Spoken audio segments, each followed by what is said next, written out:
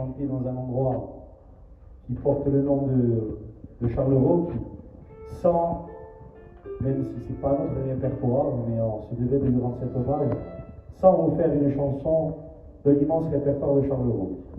Alors, quand on était parti sur la précédente chanson, qui n'était pas celle-là, normalement, vous avez pu comprendre, on était parti sur un tango. On va rester sur un tango, et en plus dans la même tonalité, et c'est là où vous la connaissez certainement, la chanson.